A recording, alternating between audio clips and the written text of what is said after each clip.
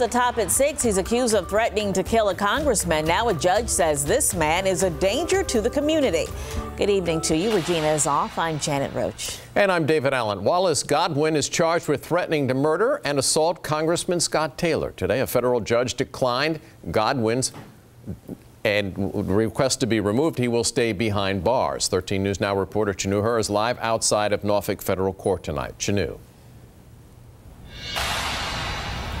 Well, that's right, guys. The judge made that decision a couple hours ago to keep Wallace Godwin in jail during the detention hearing. The judge said he can't take a risk or gamble with the public's safety by releasing Godwin on a set of terms and conditions. Godwin's attorney said he has dementia and a brain disorder, which was confirmed by medical records that were presented today by his attorney. However, the judge said his mental health condition and refusal of medication could make him a danger, even though he has a family that is willing to give him round-the-clock care. His wife was in court today. She even said she would be willing to quit her job to look after Godwin. The judge said his behavior is obsessive and escalating, therefore he would not release Godwin. Godwin's wife, niece, and a family friend were all in court today, but they didn't have much to say after the court's hearing was over. What did you think about the judge's decision? What about you, ma'am? What are your thoughts on the decision?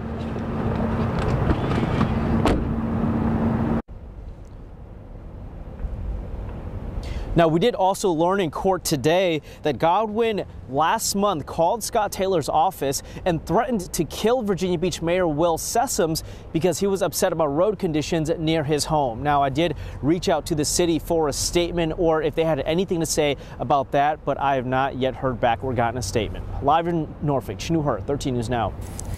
Developing in Virginia Beach, officers were after a burglary suspect, but neighbors say a police canine got the wrong person. Instead of a suspect, the man says the police dog bit his 13-year-old neighbor. This played out Sunday night in Claiborne Place, and we want to warn you. The photos of the boy's bite marks are, in fact, disturbing. 13 News Now reporter Robert Boyd picks up our story. Well, it all happened so quickly. According to the man who lives at this house and witnessed the attack take place, he says this 13-year-old was over here playing video games with his own children when he left the front porch and simply walked just a few feet to this area. And he said that's all it took for the police dog to be on the child, ripping out his leg, and then the police officer holding up both the 13-year-old and his little brother at gunpoint. Now, I want to warn you, some of the pictures you're about to see are graphic. And he was like looking at the police officer like saying, he bit me, he got me. And the police officer just left. Shock. That's how Stephen Keck describes what he saw in his own front yard Sunday evening when his 13-year-old neighbor was attacked by a police dog moments after leaving Keck's house. The officer then held up the 13-year-old and his 9-year-old brother at gunpoint. I can't get that vision out of my head of him like literally on his knees with a gun, pointed at him and the dog barking, ferociously within, 3 feet of him after just coming out of my house. Virginia Beach police had mistaken the 13-year-old as a suspect in a burglary just a block away. Police say he was ordered to stop and he tried to run, so they released the German Shepherd. But Keck says that's impossible. The teen had barely left the front porch. I don't hear anybody say, stop, freeze, this is the police. Keck estimates the attack lasted about 45 seconds, during which time the teen suffered 4 different bites on his leg. Keck says when the officer realized he had the wrong person, he called EMS and then just vanished. By the time the dad came over to grab his son and pick his son up out of my arms, there was no dog there was no police officer, no nothing. They were just gone. The boy's family attorney is looking into this matter, while police have started their own investigation. As for Keck, he just wants to know what's proper protocol before police stick a canine onto someone.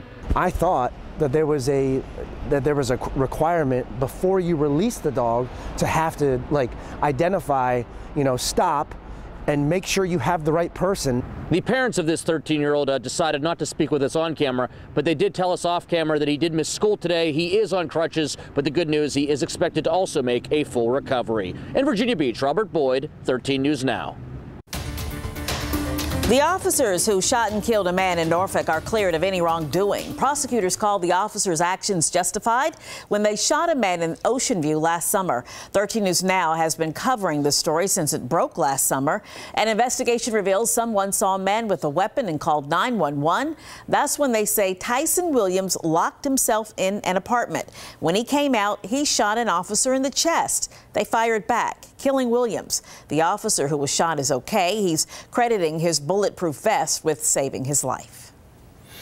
It's the end of the workday at the Virginia International Gateway. As we look live, some cargo truck drivers walked off the job in protest today. They say they're losing money over long wait times at the port, and they're not being compensated for that. Park that truck! Park that truck! 13 News Now was there as some drivers sounded off. You can hear them. They tell us they can wait anywhere from 2 to 5 hours per trip. The port says it should take drivers about 45 minutes. Part of the issue, drivers say, not enough chassis to carry containers. The problems are cutting into the drive time and into the drivers' wallets. If I had made 3 trips in and out, that's $75 each way.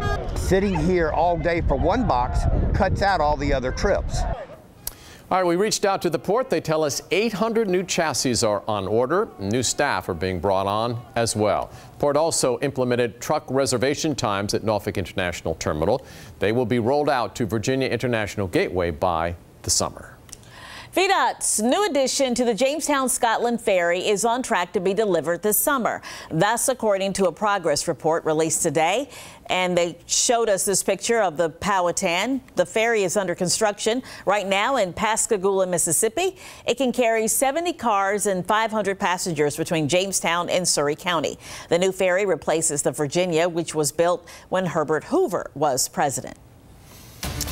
We now know more about the Navy jet crash that claimed the lives of 2 Oceana-based aviators. It seems that the twin-engine FA-18F Super Hornet was flying on only one engine at the time of the crash nearly 2 weeks ago. This, of course, near Key West, Florida. That comes from the Naval Safety Center. It's unclear why the jet was only using one engine at the time. The official cause of the crash is still being determined.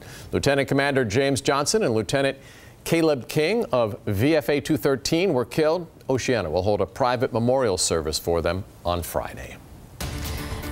In the wake of the coast-to-coast school walkouts and the March for Our Lives demonstration, Virginia Senator Tim Kaine is demanding hearings on school shootings. The goal, to find the causes and remedies behind the violence. In a statement, the senator says, in part, it is our responsibility to address gun violence like the public health crisis that it is.